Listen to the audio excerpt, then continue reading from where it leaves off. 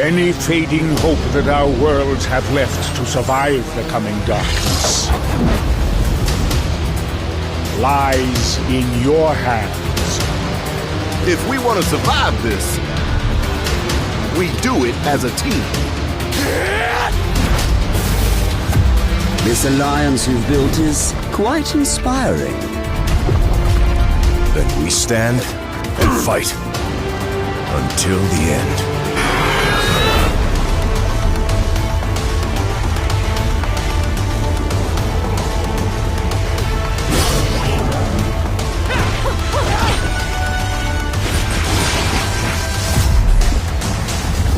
Thanos shows no mercy to those who oppose his will.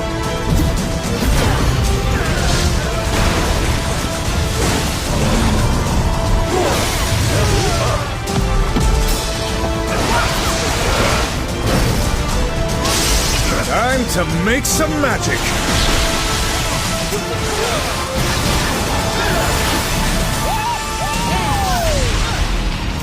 When the Black Order unites, death always prevails.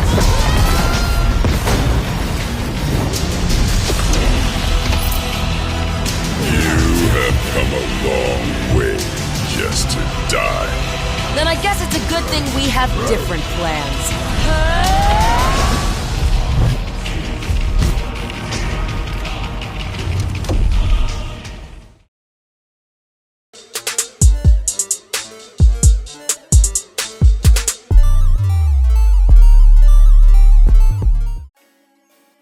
What's good with y'all? It's your boy AD, and to be honest, Marvel really does not take a break when it comes to making content in any form, like comics, movies, TV shows, and most importantly, as far as this video goes, video games. So in this video, I'm going to give a review roundup while also breaking down some of the most important gameplay mechanics in Nintendo's Marvel Ultimate Alliance 3. Now, for those that do not know what Marvel Ultimate Alliance 3 is, it's a video game developed by Koei Tecmo's Team Ninja and published by Nintendo, so this is a Nintendo Switch exclusive. It is the third installment in the Marvel Ultimate Alliance series, following the 2006 Marvel Ultimate Alliance, which seems like ages ago. I remember playing that as a kid. And 2009's Marvel Ultimate Alliance 2. But this game is set in an entirely different universe than the two previous games. So this game was initially released July 19th, 2019, and the campaign runtime is approximately 12 hours with over 30 playable characters to put in a team of 4. Plus there'll be different NPCs to pop up and fight with you throughout the story mode. So before we get more into Marvel Ultimate Alliance 3, make sure to leave a like, comment, and subscribe if you enjoyed the video, while also sharing this to help my channel grow. So starting with gameplay, Ultimate Alliance 3's combat is pretty simple if you're familiar with Alliance gameplay. It's basically just an action-adventure beat-em-up game, but strategy comes into play more with timing, team composition, and energy management than actual combat skills. So getting into your squad of 4, apart from each hero's 4 abilities, every hero has a light attack that you can string together, as well as a heavy attack that lands as a single big hit. Some characters also have a mid-air attack, while all characters have a block and a dodge, but otherwise that's pretty much it. So this gameplay is pretty straightforward. Getting into heroes, there's 60 playable key characters ranging from Spider-Man, Iron Man, Wolverine, Captain Marvel, and the Guardians of the Galaxy. In my opinion, it's nice to see X-Men included in this video game because, for those who didn't know, when the movie studio Fox had the rights to X-Men, Marvel really didn't mess with X-Men that much because Fox had them, so they didn't want to build up their popularity by putting them in more video games and comics, so they try to cut them out. But now that the MCU has all the Fox characters back, they're starting to pop up in more video games, as you see with this one. Not every hero is available at the start of the game, and they are to be unlocked as you progress throughout the story, and some heroes are locked behind various infinity challenges, which I'll get into later in this video. But there are dozens of heroes at the start of the game, and there are also bonus stats for playing with certain groups. Moving on to locations, dealing with a Marvel game, most of these locations are very distinct from one another, like Wakanda and the Shadowland, so all you really have to do from a game developer standpoint is just read the comics and just make the worlds different. But a lot of these locations are also filled with standard dungeon crawling and enemies to beat up, so you'll be doing some of the same things throughout these locations, but Team Ninja still finds a way to mix it up. Like in the Avengers Mansion mission, you will have to go through Stark's malfunctioning security system by navigating creating invisible laser walls, or also in Shadowland's side-scroller-like setting to make it look like Daredevil's hallway fights that was made popular in his Netflix show. The most popular location to most players that have played the game that I've seen is the Dark Dimension, where they mix up gameplay by making players take fallen rocks, picking them up, and using mindless ones to fire lasers to charge them up for a big explosion. So with that said, getting into the boss battles, surprisingly there are a few just beat 'em up type boss battles. Most if not all of these bosses have special patterns and gimmicks that require teamwork, especially on higher difficulties. Which that does bring up a con that I was thinking about while watching some gameplay, is that the AI teammates really have low IQ. Like if you're playing a boss that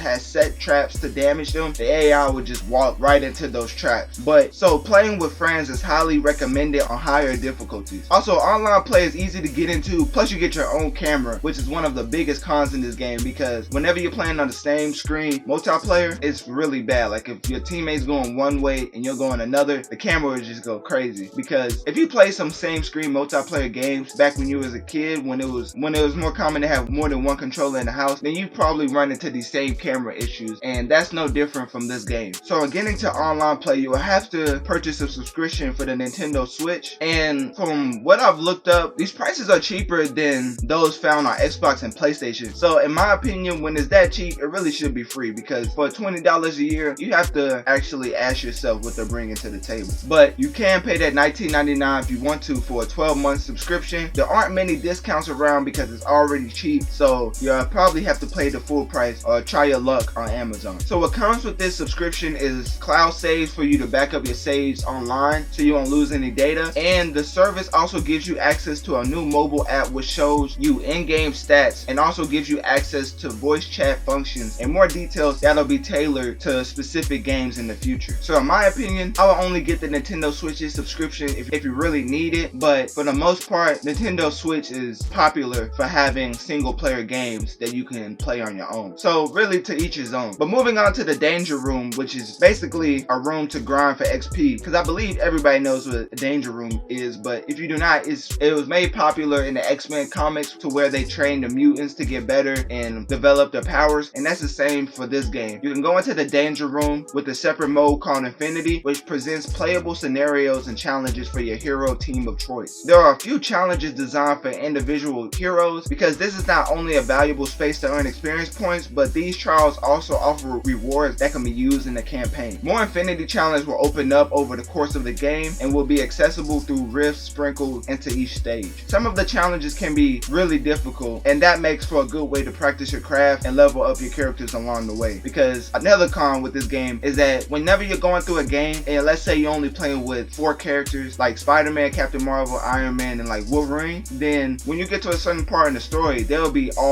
not all the way, but they'll be leveled up enough that you can see a big gap from the heroes that you don't play to which you do. So if you want to like switch out Spider-Man for another hero, then that hero will be like a level 2 because you haven't played them since the beginning of the game. So that's where the Danger Room comes in to really develop all the heroes equally, but that also passed the game's runtime because you'll be going into a trial mode, actually grind, which takes a while to grind your heroes up to the level of the players you're playing with now. So trying to keep up the heroes level that you do not play with the heroes you do play with will be kind of hard in my opinion. But also that goes right into the skill tree, which is another way to level up your heroes, which is so massive that a good portion of it you'll probably never touch even before finishing the game. Heroes can boost with ISO is really the easy part, but upgrading them is really complex because each of the ISO 8 colors require their own currency, and keeping them all straight can be a chore. So as you can see, this game is for kids, but the menu is definitely complex in itself. At first glance, you would think they're designed for microtransactions, but there are none of those that can be found in the game, which is a big plus in most gamers' minds. So moving on to critics reviews, IGN gave Marvel Ultimate Alliance 3 a 7.8 out of 10, saying Marvel Ultimate Alliance 3 The Black Order is a fun, a fairly simple comic book beat 'em up that's enjoyable alone or with friends alike. Metacritic gave this game a 73 out of 100, while the user score is a 7.2 out of 10. Finally, GameSpot gave this game an 8 out of 10, saying it falters in places, but there's still nothing quite like the Ultimate Alliance series, and this long-awaited third entry makes a triumphant return for a superhero brawler that feels more relevant than ever. Now lastly, I'm gonna get into the DLC. Team Ninja is offering an expansion pack on sale for $20 that comes with a Deadpool costume that's available at launch. There's also 3 upcoming DLC packs allegedly won't be sold separately, but we do not know that yet. And the first will arrive in fall 2019, and the second will come sometime in late 2019, and the third in 2020. So this DLC is definitely spread out to make this game's lifespan even longer. According to the official description though, they will include new playable characters, modes, and additional story from the Fantastic Four, X-Men, and Marvel Knights. Additional free DLC characters like Cyclops and Colossus are also planned. So in conclusion, Marvel Ultimate Alliance retains much of the formula that made the original games the best of the genre. And also, the massive roster of comic book favorites will be great for people who really love getting to play as certain Marvel characters. Recognizable locations, some well-designed boss battles, and this game has a very well-crafted storyline that touches upon every cornerstone of the Marvel pantheon. And rounding up the cons I had is the bad camera, you only being able to level up the characters you're playing throughout the story, exclusive from the Danger Room. But really, in the end, Ultimate Alliance is still the best at what it does and is a very special gift to all Marvel fans. And I would check this game out, but I'm not buying a Nintendo Switch just to play Marvel Ultimate Alliance 3, which I think I've already said in one of my past videos. But anyways, let me know in the comment section below which hero are you most excited to play as in Marvel Ultimate Alliance 3, and also which Ultimate Alliance game is the best. In my opinion, I really think Ultimate Alliance 2 is the best just because of the Civil War storyline. It's one of, if not my favorite story of all time for Marvel. I still remember being a kid and watching Peter reveal himself to the world as Spider-Man, and I thought that was such a big deal because that's never been done before. But nowadays, he's revealing his identity as Spider-Man in like everything he's in now, so it's definitely getting old. So yeah, that's it for the video. If you enjoyed this, make sure to let me know by hitting that like button, subscribe, and share this with your friend,